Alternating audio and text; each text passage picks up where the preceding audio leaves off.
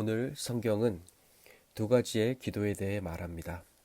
첫 번째는 과부의 기도입니다. 어떤 도시에 재판장 한 명이 있었고 과부 한 명이 있었습니다. 재판장은 하나님을 두려워하지 않고 사람을 무시하는 재판장이라고 길게 설명합니다. 하지만 과부는 그냥 과부입니다. 이 과부에게는 무기가 하나 있습니다. 그것은 끈질긴 근성입니다. 끈질김, 간절함. 성경에서는 이것을 인내라고 표현합니다. 예수님은 누가복음 8장 15절에서 결국 인내를 통해 열매를 맺는다고 말씀하셨습니다. 좋은 땅에 있다는 것은 착하고 좋은 마음으로 말씀을 지키어 인내로 결실하는 자니라. 아멘. 인내할 줄 아는 사람은 이미 마음밭이 좋은 사람이고 좋은 마음으로 말씀을 듣고 지키는 사람이어서 결국 인내를 통해 열매를 맺는 사람인 것입니다.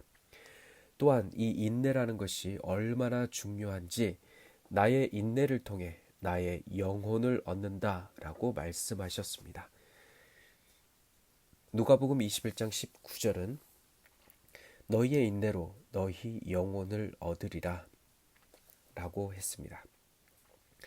인내는 구원의 문제와 직결되는 매우 중요한 품성입니다.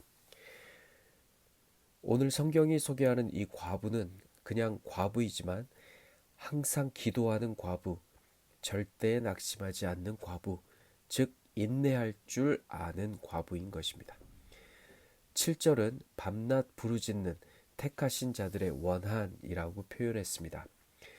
더함교회 성도는 주께서 창세전에 택하신 사람들입니다. 우리 성도님들이 밤낮 기도할 때, 즉 무시로 기도할 때 하나님은 반드시 그 기도를 들어주신다는 것입니다. 성도들은 늘 이러한 기도의 자세를 가져야 하는데요. 예수님은 자신이 다시 오실 때 이러한 과부와 같은 믿음 있는 사람을 발견할 수 있겠느냐라고 물으시며 과부와 같은 믿음을 지키는 것이 쉽지 않은 것임을 상기시킵니다. 만약 내 힘으로 한다면 과부와 같은 믿음의 기도를 드리는 것은 불가능할 것입니다. 하지만 우리 안에 이미 임하신 성령께서 그 기도를 가능하게 하심을 믿으시기 바랍니다. 이제 두 번째 예화로서 바리새인과 세리가 나옵니다. 사실 본문에 나오는 바리새인은 매우 훌륭한 사람입니다. 그는 11조를 들여 가난한 사람을 돕도록 교회 공동체를 지원합니다.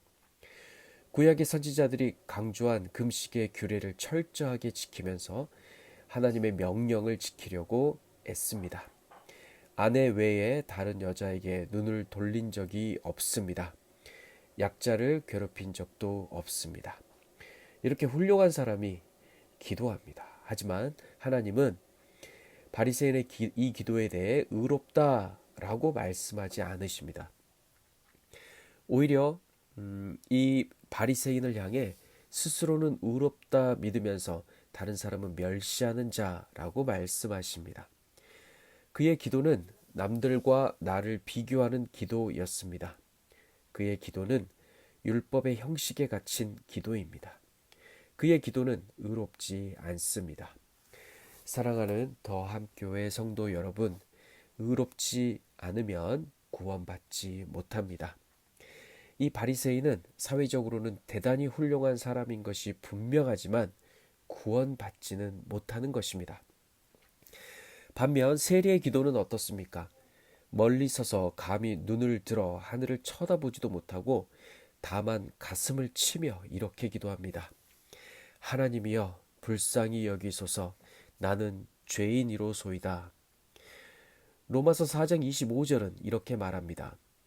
예수는 우리가 범죄한 것 때문에 내줌이 되고 또한 우리를 의롭다 하시기 위하여 살아나셨느니라. 아멘. 예수께서 우리의 죄를 대신해 죽으셨기 때문에 우리의 죄가 사라졌습니다. 하지만 죄가 없는 것과 의로운 것은 다른 문제입니다. 창세기 2장까지는 아담도 죄가 없었습니다. 하지만 그가 바로 구원, 즉 영원한 삶을 살게 된 것은 아니었습니다. 생명나무의 열매를 먹어야 영원히 사는 것입니다. 이스라엘 백성이 40년간 광야에서 만나를 먹고 살았던 것처럼 우리 그리스도인들도 만나를 먹어야 살 수 있습니다. 만나는 생명나무의 열매요. 만나는 예수요. 만나는 말씀입니다. 사랑하는 더함교회 성도 여러분, 우리는 참으로 역사적인 시대를 살고 있습니다. 왜냐하면 우린 이미 매일 만나를 먹고 있기 때문입니다. 아침에도 점심에도 저녁에도 우리는 만나를 먹을 수 있습니다. 우리는 이미 영원의 삶을 살고 있는 것입니다. 부활의 예수, 그 예수의 살을 먹으면 우리는 의롭다 여겨지는 것입니다. 예수의 살을 먹으면 의로워지고 의로워지면 우리도 예수님처럼 부활하는 것입니다. 하지만 오늘 바리새인은 의롭다 여김을 받지 못했습니다. 왜냐하면 스스로 자신을 의롭다 여김으로써 예수님의 의롭다 하심이 필요 없어졌기 때문입니다. 예수의 구원하심이 필요 없는 사람인 것입니다. 예수님은 의인을 위해 온 것이 아니라 죄인을 구원하시기 위해 오셨는데 이 바리새인은 이미 스스로가 자칭 의인인 것입니다. 예수는 스스로를 의인이라 자칭하는 사람들을 구원하시기 위해 오시지 않았습니다. 겉으로 보기엔 바리새인이 더 의롭게 보입니다. 세리는 큰 죄인인 것만 같습니다. 그러나 예수님은 바리새인과 세리 중 누구를 의롭다 말씀하셨을까요? 바리새인이 아니라 세리입니다. 자기를 높이는 자는 낮아지고 자기를 낮추는 자는 높아진다 라고 말씀하십니다. 세리는 이렇게 기도합니다. 하나님이여 불쌍히 여기소서. 여기서 불쌍히 여기다는 헬라어 원문에 힐라스코마이라고 기록되어 있습니다. 자비를 베푸소서, 죄를 용서하소서라는 뜻입니다. 성전의 가장 깊은 곳, 지성소의 언약궤 위에서 나의 죄가 용서됩니다. 그곳은 나의 마음 가장 깊은 곳입니다. 잠언 20장 27절은 이렇게 말합니다. 여호와께서는 등불처럼 사람의 영혼을 비추시나니 사람의 마음속 깊은 곳까지 낱낱이 살피신다. 마음이 중요한 것입니다. 내 몸은 성전이고 이 성전의 가장 깊은 곳, 지성소가 바로 내 마음이기 때문입니다. 하나님 아버지는 늘 그곳에 계시고 그곳을 살피십니다. 겉만 화려하게 치장한 이 바리새인은 마음 깊은 곳, 그 지성소로 나아갈 담대함이 없었습니다.